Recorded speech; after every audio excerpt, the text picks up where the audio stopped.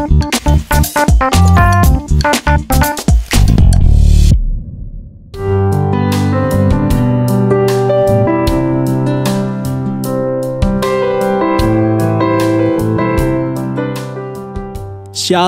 semua jemaat yang Tuhan Yesus kasihi. Kembali lagi bersama saya DC di podcast Hi Sales. Seperti biasa semua obrolan dan penjelasan yang akan disampaikan oleh Lau Salaumi bisa jemaat dengar di YouTube, Instagram, dan Spotify. Nah, topik kali ini kita mau membahas tentang missional living. Mungkin kurang familiar atau mungkin terdengar asing, tidak masalah. Hari ini kita akan bahas kupas tuntas. Missional living. Apa sih missional living? Silahkan Lau Salami, waktu dan tempat.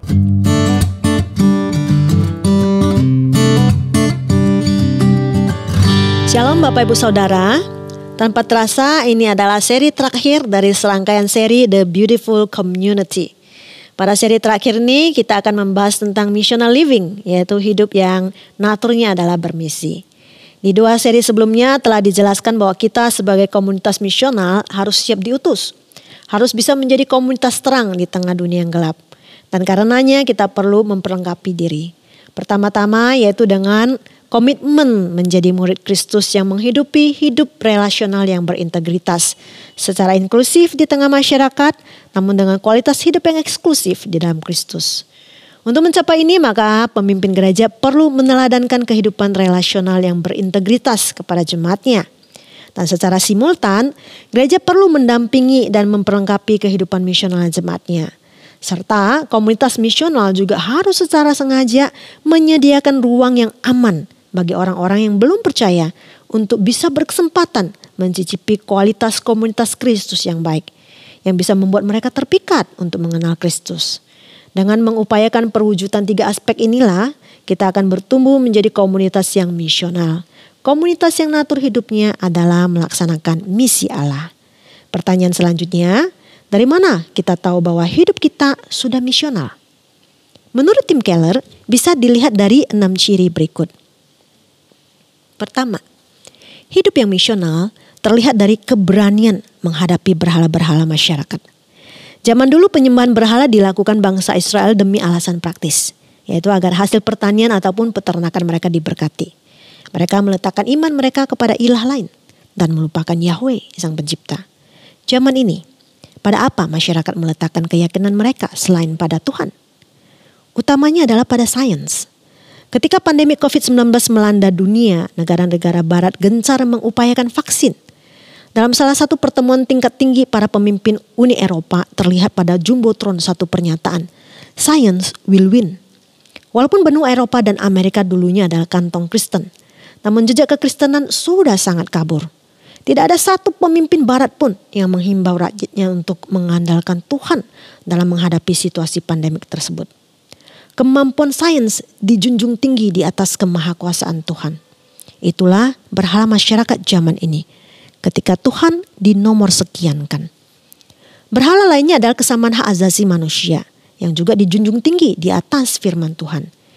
Tidak ada yang salah dalam memperjuangkan kesamaan hak asasi manusia.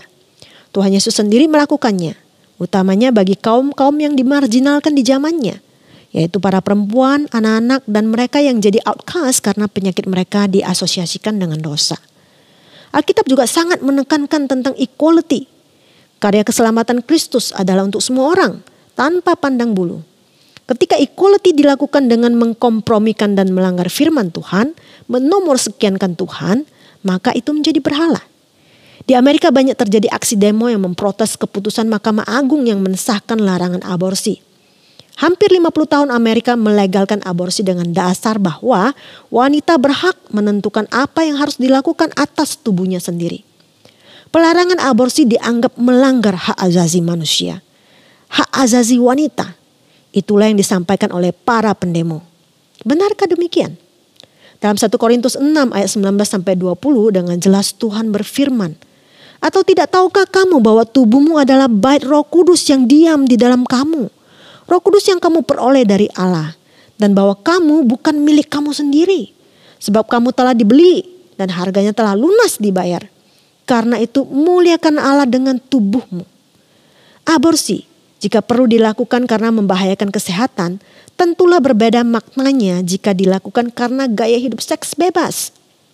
Dua contoh berhala ini luas diterima dan diyakini sebagai kebenaran di dunia zaman ini. Dan masih banyak jenis berhala lain yang diyakini sebagai kebenaran. Apakah kita berani menghadapi berhala-berhala tersebut?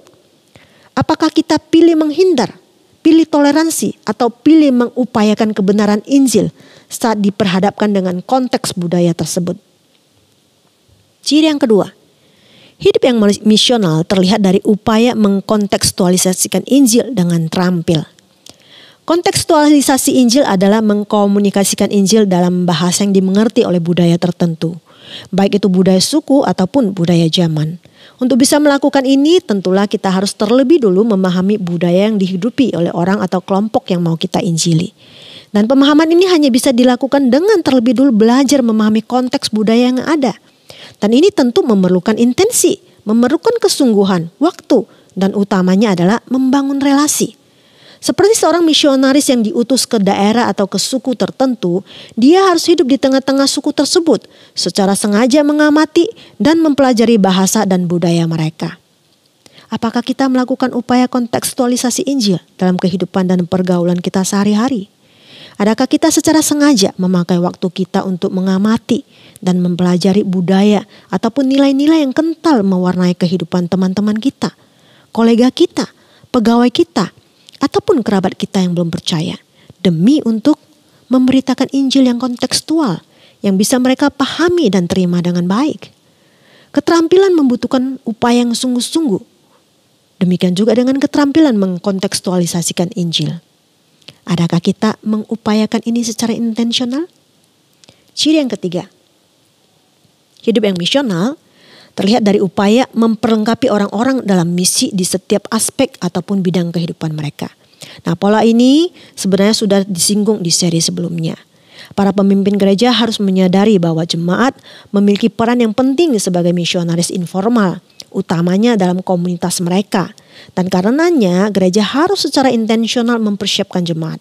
Pemimpin gereja harus terlebih dulu memberikan teladan, terlebih dulu secara intensional dalam kehidupan jemaat untuk memperlengkapi jemaat menjadi satu komunitas misional dalam kehidupan sehari-hari mereka.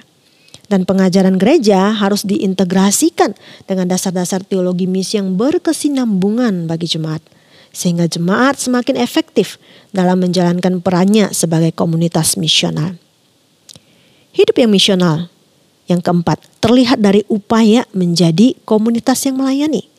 Bukan hanya untuk maksud kebaikan, tetapi terutama sekali untuk membuka pintu bagi pemberitaan Injil.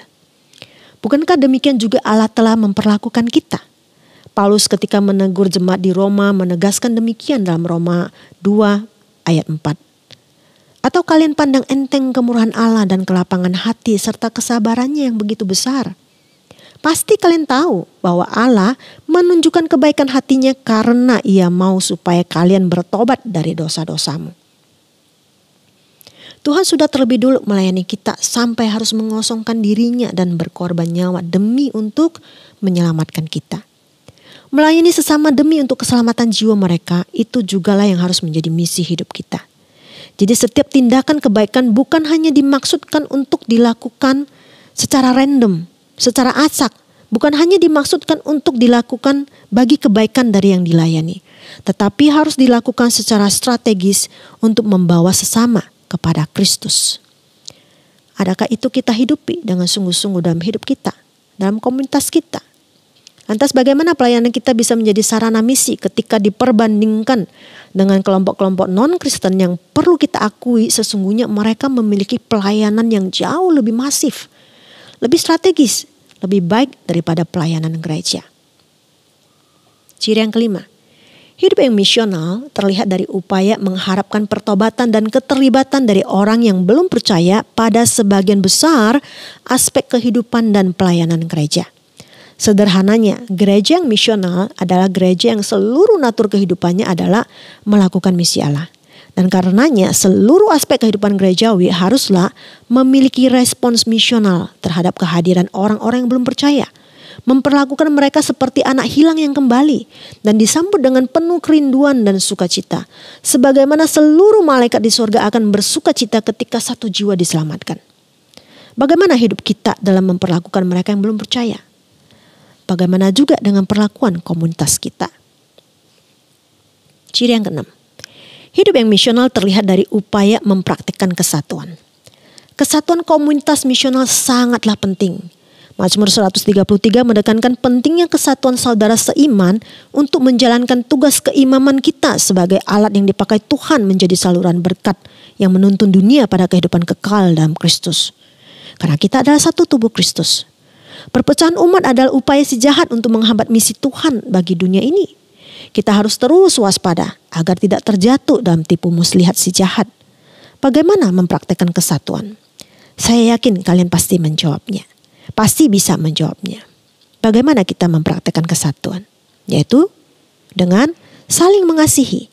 Firman Tuhan dalam 1 Petrus 4 ayat 8. Tuhan berfirman, tetapi yang terutama kasihilah sungguh-sungguh seorang akan yang lain.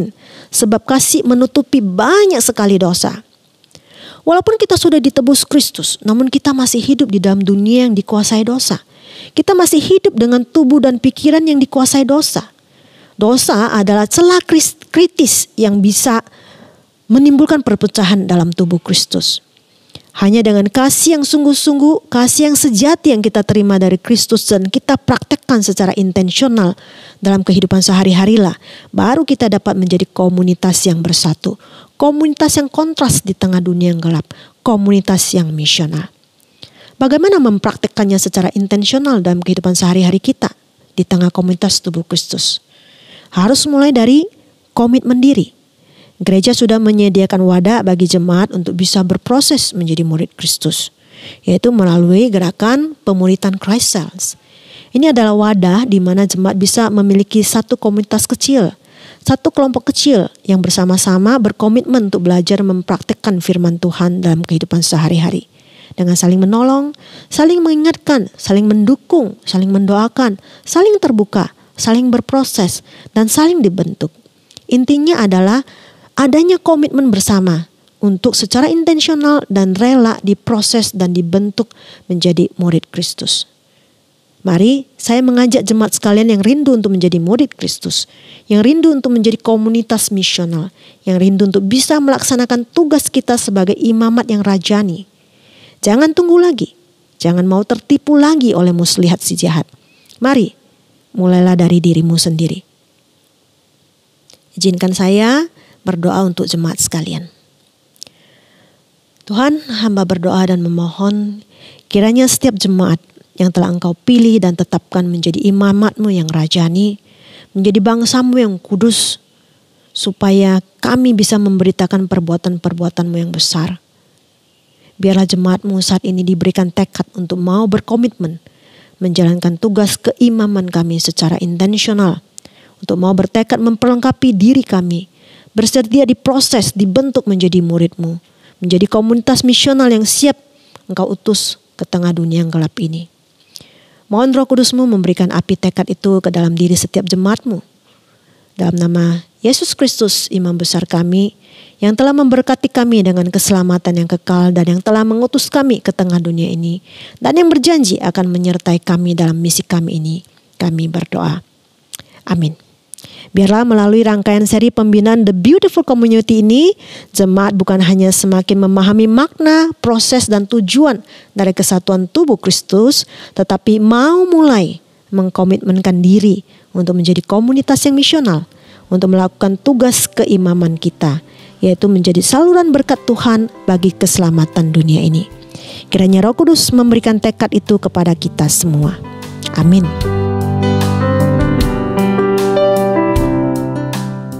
Missional living, topik yang kali ini sudah kita pahami dengan baik.